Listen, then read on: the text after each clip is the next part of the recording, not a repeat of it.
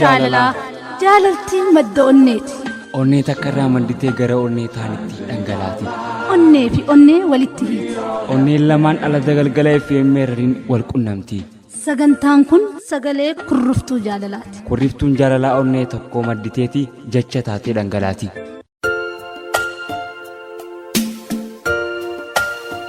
yaada onnee keessanii lakkoofsa sanduuqa poostaa keenya 1652 akkasumas lakkoofsa SMS keenya 886 yoo nu biraan geessan nama jaalatan biraan isiniif geenya.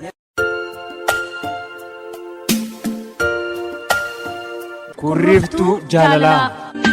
Sometimes in our lives we all have pain. Hagis salam dandiya ta'uun irraa buqqaatiin gara FM Harariin sagantaa kurriftuu jaalalaa yaabbattee jaalalleetiyyaa taniin akkaan jaaladhu MFM dhalaatana hoggaan barreessu yeroon halkanirraa sa'a 7 fi walakkaadhaan ati amma hirriiba akkam keessa akka jirtu hin beeku garuu nama sababa jaalalateetiitiin halkanii fi guyyaan tokko itti ta'e yeroo addunyaan itti boqottutti kan kophaa rakkatuuf furmaata maallaattaam garuu garaan kee hangam jabaadha hangamu obboleeyyummaan si kabajus jaalala keessa kufuutittaaf tattaaffiin hin godhin hin qabu ati garuu hangasuma takka na booji'uuf hidhatte alaa mala kee bareedaa dura dhaabbachuu hin dandeenye na laaffifte akka leencaatti bookkiseetiin akka qoropootti miila kee jalatti kufee osoo na wajjin jirtu akkaan siyaatu amma sagalee tee dhagee akkaan barbaadu asiin tura bilbilaan siif himeetiin jira ati garuu booji'amuu hoggaa agartee boona jalqabdee onnee tolaaltee mataa ol qabattee garuu maaliif si jaalachuun koo badii ta'eeti mee deebisaanaaf himi ati arraboontus garaan koo nama boonu jee sarraa murachuu hin dandeenye yeroo hundaa waan hin qoosuuf imimmaan kiyya akka qoosaatti ilaaleeniitii naaf na himni garaa kiyya siif booyu ni gartaatii garaa natti hin jabaatin rakkoon tiyya siif galtee yoo jiraatte qubee laa qofa barreessiitii miseejiidhaan naaf ergimi hangasuu naqeetti hararraa asuma harartii tan argamtu MF.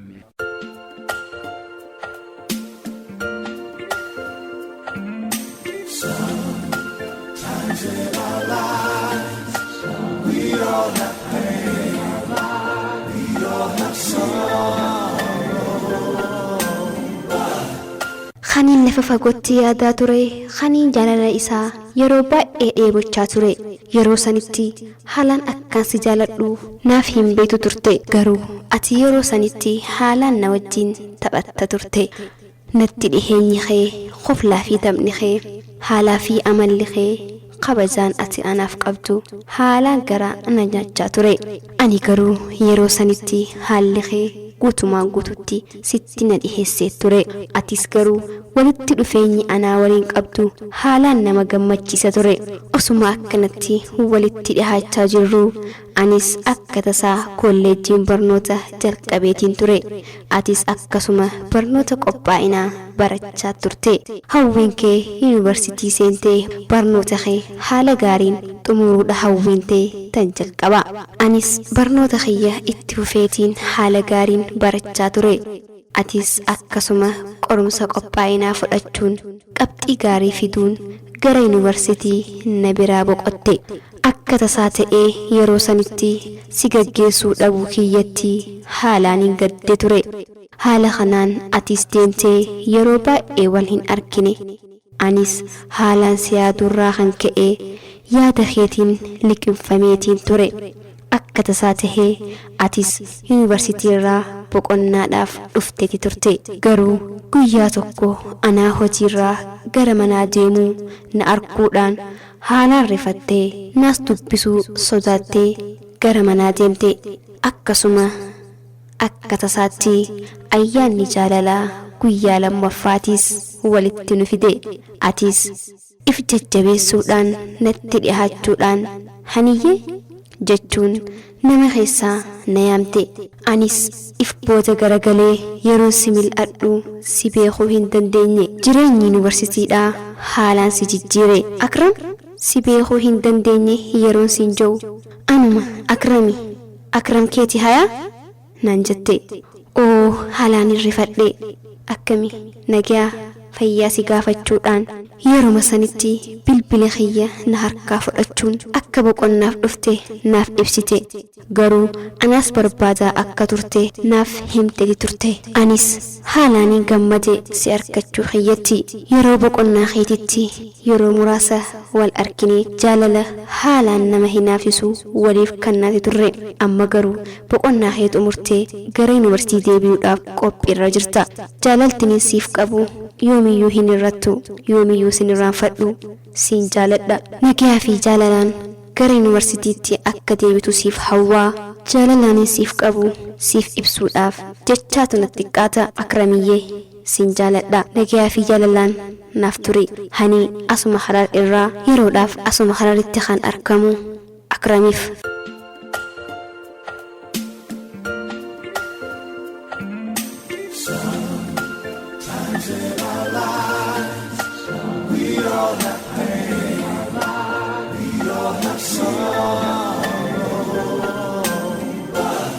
Wahondaan dura salaamtaan tiyya bakka jirtutti siif haa geessu.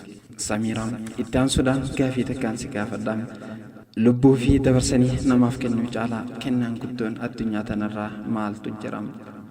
Nama si amanee lubbuu isaa siif kenne badii takkaan maletti gantee onnee jaalalaa qulqulluu madeessuu caalaa yakki maaltu jirama? Mee waggoota lama jaalalaan dabarsine yaadadhu. Mi'a jaalalaa wajjin habbuuqqachaa turre san yaadadhu. Waadaa waliif gallee turre, imimmaan jaalalaa waliif harcaasaa turre san hundam. Yeroo walagarree hunda jaalala teenya gara sadarkaa olaanutti ol guddisuudhaaf yeroo itti bultiidhaan walitti hidhamnu eeggachaa turre. Hangaati barnoota kee fixattee guyyaan sun gahu hangam takka akka obsaa ture ni yaadatta. Ateedaan hanga barnoota kee fixxutti yeroo ce'umsaa na godhachaa turte. Barnoota kee fixannaan tasaa guyyaa keessaa badii takkaan malee naan ootte. Sanbira kuttee bilbila koo kaasuu jibbite. Samiiraan xalayaa tana eegaluu malee xumuruu hin dandeenye. Imimmaan jaalalaa hoggaan harcaasuun si kadhachuu fi miti. Waggaa lamaan dabre waan hin siif jechetee yaadadheeti malee ati sobeetee arraanaaf kennu hin malu ture. Arra beekuu baattus gaaf tokko gaaf ni hubattee dachaa lamaan boochuu ni dhufa. Yerootti dhiifamna gaafachuuf illee carraa hin arganneetu dhufata. Namni jaalala irratti gafuu hojjete isa irrattis gafuun hojjetamu hin oolu. Osoon si jaaladhuuf eega na jibbite, osoon si kabajuuf eega kabajaanaaf dhabde maaliin godha silaa'u? Wanti nin jiru jiraatte addunyaan faraqaadhaati. Yooniin hangafuu sirratti hojjedhe malee maayyiitee argumaaf hin jiraam. Lubbuun jiraatu moosiin dhabaan xiqqollee fagdee turan. Nagaanu kee hookaan daakee mudiin na jitte naasuuni. Yooniin gafuu sitti hojjedhe malee siis gayuuf jiraatti faraqaa. Samiiraan xalayaa maayyii tanaan salaamtaa maayyii sitti dhaammachuu kiyyaatiin jecha walaloo gabaabduu tanaaniin nageetti siin jaam. Onnee tiyya siif banee itti waartaa hamilee jarjarsee si faarsee hubannoo takkaan malee amma akkamaa ta'uuf si dhabee garaan si bare duraan imaltuu gaafate boo'ee maal tararee.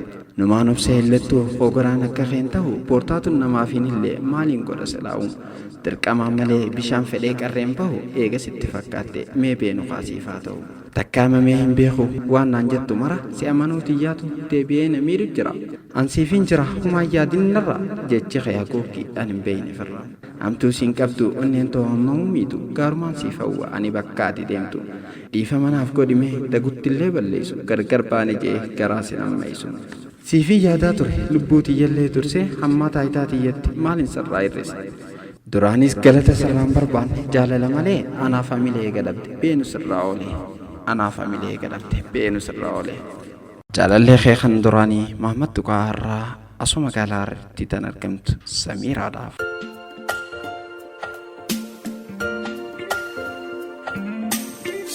Sometimes in our lives we all have pain.